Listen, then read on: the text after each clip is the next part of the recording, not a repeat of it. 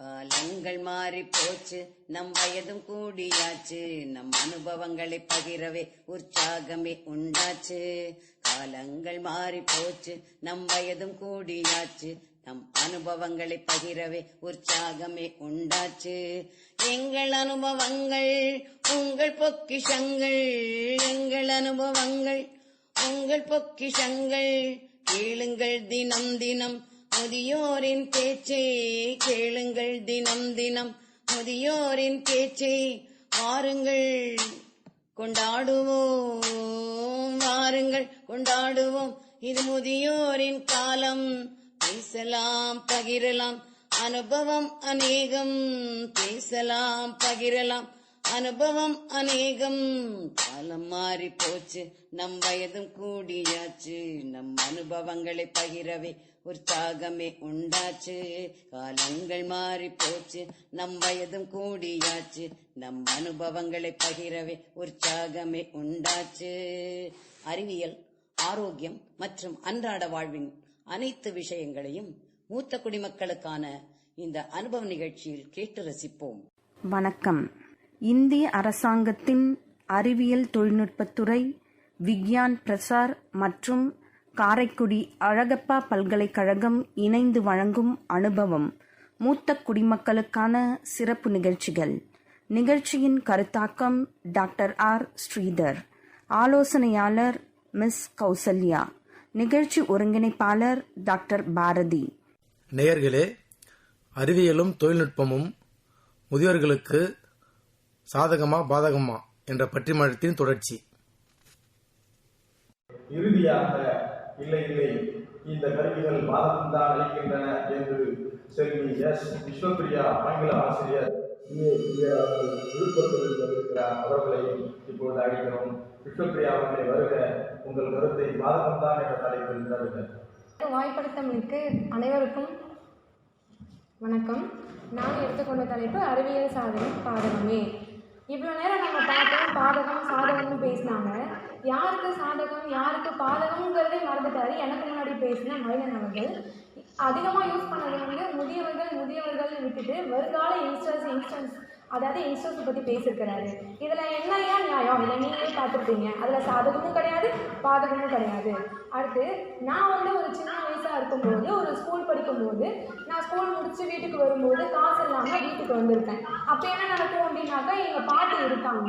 எங்கள் பாட்டி இருக்கும்போது எங்கள் பாட்டிக்கிட்ட ஒரு 2 ரூபாயோ 3 ரூபாயோ அதை வாங்கிக்கிட்டு போயிட்டு கடையில் வாங்கி சாப்பிடலாம் அப்படின்னு சொல்லிட்டு போனாக்கா, அவங்க கொடுத்து வச்சு அவங்க வச்சுருப்பாங்க இல்லையா, அந்த முந்தானையில் முடிச்சு வச்சுருக்காங்க 2 ரூபாயோ 3 ரூபாயோ, அதுதான் எங்களுக்கு தருது சொர்க்கம். இதில் எங்கயா இருக்குது சொர்க்கம்?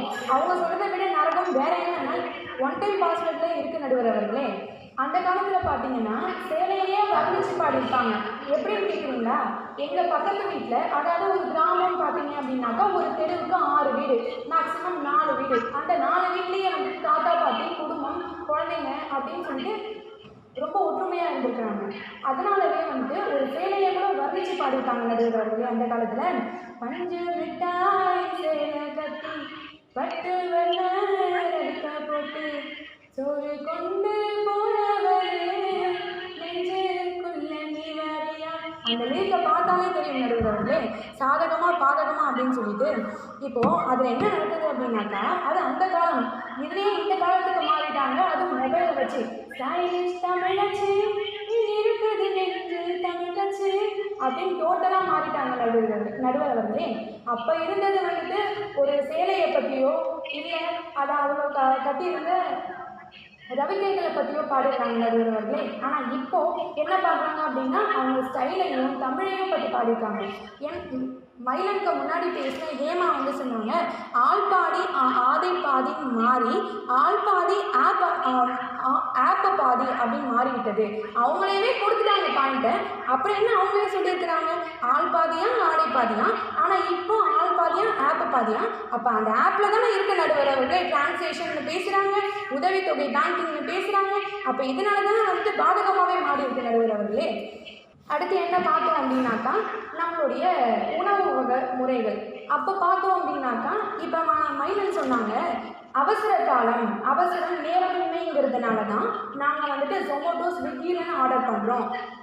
அதாவது இந்த பாட்டி என்ன சொல்லியிருக்காங்க அப்படின்னா 20 வயசுங்கிறது இல்லை 25 வயசுங்கிறது வந்து மிதிக்கிற பாம்பை வந்துட்டு ஓடுற பாம்பை வந்து மிதிக்கிற வயசு அப்படின்னு சொல்லுவாங்க. அந்த வயசுலயும் வந்து உனக்கு நேரம் இல்லை அப்படின்ற ஒரு காரணத்தை வச்சுங்க அப்படின்னா முதியவரான ஒரு 85 வயசுலையோ 90 வயசுலையோ உங்களுக்கு வருமா நடுவர் அவர்களே? இது எனக்கு எங்க சாதகம்னு புரிய நடுவர் அவர்களே. இது நீங்க மாத்தினீங்கன்னா கொஞ்சம் நல்லா இருக்கும். முதியோர் இல்லம்ங்கிறது எப்போ வந்துச்சு? அவங்க சொன்ன அதே பாயிண்ட் தான். அதாவது வீட்டு வேலை செய்யறதுக்கு எங்கள் அப்பா வருவாராம், அம்மா வேலைக்கு போவாங்களாம், அப்பாவும் வேலைக்கு போவாங்களாம். அப்போ வீட்டில் இருக்க சின்ன குழந்தைங்க யார் பார்த்துக்கிறது? வீட்டு வேலை செய்யறதுக்கு முதியவர்கள் வேண்டுமா? அதே வீட்டு வேலையை வந்து சரியாக செய்யலை, கரண்ட் பில்லை கரெக்டாக கட்டலை, நீங்கள் வந்து எனக்கு சரியாக பார்த்துக்கல, அதாவது சோறு சரியாக போடலைன்றப்போ முதியவர்கள் தேவையா? முதியோர்கள் தேவைப்படுதா நடுவர் அவர்களே? இதை எங்கேருந்து வந்து சாதகம்னு எனக்கு புரியல. தென் பென்ஷன் வந்துட்டு என்ன நடக்குது அப்படின்னா, நான் வந்து விழுப்புரத்துலேருந்து வரேன், ஆல்ரெடி ஐயா அவர்கள் சொல்லியிருப்பாங்க.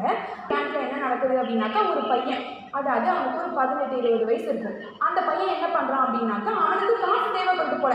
நான் ஒரு ஓரத்தில் நின்றுட்டு இருக்கேன், அவன் உங்கள் பாட்டியை கூப்பிட்டு பொதுவாக வரான்.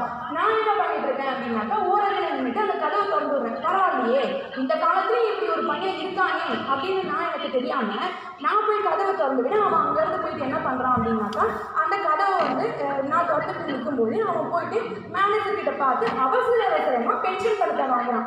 ஏங்கிறது எனக்கு புரியவே இல்லை. அப்புறம் வெளியில் வந்து பார்க்குறேன், அந்த பென்ஷன் பணம் அவனுக்கு கையெழுத்து வந்த உடனே சரி நீ பஸ் ஏறி வீட்டுக்கு போ, நான் வந்து சேர்றேன் அப்படின்னு போயிட்டான் நடுவர் அவர்களே. இதில் எங்கேருந்து சாதகமாக இருக்குது? எல்லாமே வந்து பாதகமாக தானே இருக்குது. இதில் எங்கேருந்து எனக்கு சாதகமும் புரியல. அதுக்கடுத்தது பார்த்தீங்க அப்படின்னாக்கா, நம்மளுடைய உணவு பாரம்பரிய முறைகள், மறுபடியும் சொன்ன அதே கருத்து தான். உணவு பாரம்பரிய முறைகளில் வந்துட்டு வீட்டு வேலை செய்யறதுக்கு மட்டும் இல்லை, நம்மளுடைய முதியவர்கள் வந்துட்டு சாப்பாடு நல்லா செஞ்சு தருவாங்க. அந்த நேரத்தை கூட உங்களால் வந்துட்டு நேரமின்மை வந்து உங்களால் பயன்படுத்த முடியல அப்படின்னாக்கா, அவங்களுக்கு அந்த சாப்பாடு செய்கிற அந்த நேரத்தை கூட உங்களால் ஒதுக்க முடியல அப்படின்னா, அப்போ ஜொமோட்டோ தேவைப்படும் தானே நடுவர் அவர்களே.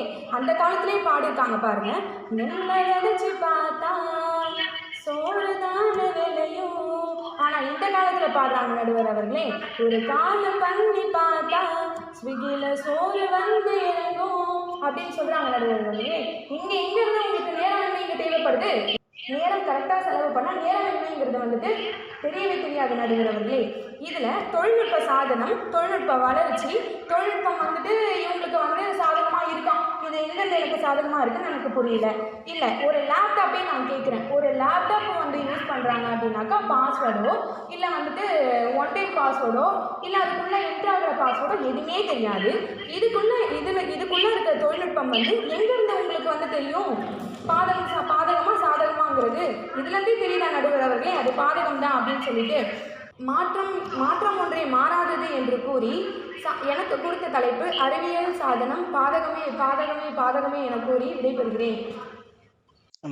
நன்றி விஷ்ணுபிரியா, மிக அருமையா பண்ணீங்க.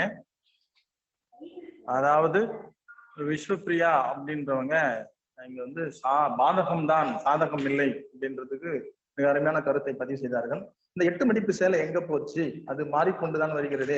ஆப் பாத்தீங்கன்னு சொன்னீங்க இல்லையா, அது முதியவர்களுக்கு இப்பொழுது ஆப்பு தான் வைக்கிறது அப்படின்னு சொல்லியும், ஒரு பேரன் தன் வயதான பாட்டி தாத்தாவிடம் எப்படி பணம் வங்கியில் ஏமாற்றுகிறான் என்பதை நான் கண்கூடாக பார்த்தேன் என்ற அவர்களுக்கு இயல்பான உண்மை செய்தியை கூறி, சோறு நெல்லு போய் கால் பண்ணா சோறு வரும் என்ற கருத்தை மீண்டும் அவர் பதிவு செய்து, இல்லை இது பாதகம்தான் என்று கூறி முடித்திருக்கிறார். நன்றி விஷ்ணுபிரியா அவர்களே. இப்பொழுது நாம் முடிவை நோக்கி சென்றிருக்கிறோம். சாதகமா பாதகமா? யாருக்கு? முதியவர்களுக்கு. இந்த அறிவியல் தொழில்நுட்ப கருவிகளின் பயன்பாடு என்பது முதியவர்களுக்கு எவ்வாறு?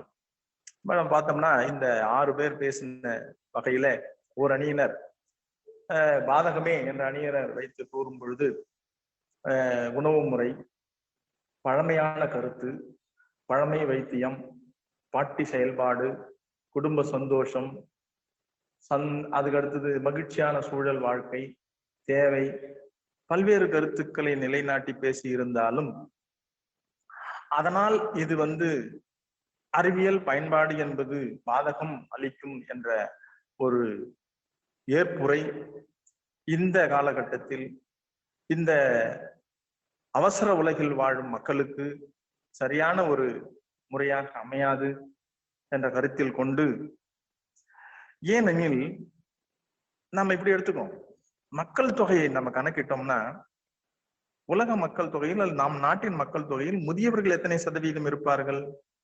இப்படி வரணும் நம்ம. அந்த முதியவர் சதவீதத்தில் இந்த அறிவியல் தொழில்நுட்ப பயன்பாடு தெரிந்தவர்கள் எத்தனை பேர், தெரியாதவர்கள் எத்தனை பேர்? இந்த சூழலில் இது பாதகம்தான் என விட்டுவிட்டால், இல்ல பாதகமே என வைத்துக் கொண்டால், அவர்கள் வாழ்நாளில் பாதகம் என்று வாழக்கூடிய முதியவர்களுடைய காலம் கடந்துவிடும் இன்னும் சற்று காலங்களில் என்ற நோக்கின் அடிப்படையில் நாம் பார்த்தோமானால், இப்பொழுது வாழும் முதியவர்களுக்கு நான் மகிழ்ச்சி எடுத்துக்கொள்கிறேன். ஒரே ஒரு எடுத்துக்காட்டு. இந்த சீரியல் பார்க்கும் இடத்தில் முதியவர்கள் அடையும் சந்தோஷம், மகிழ்ச்சி எல்லையே இல்லை.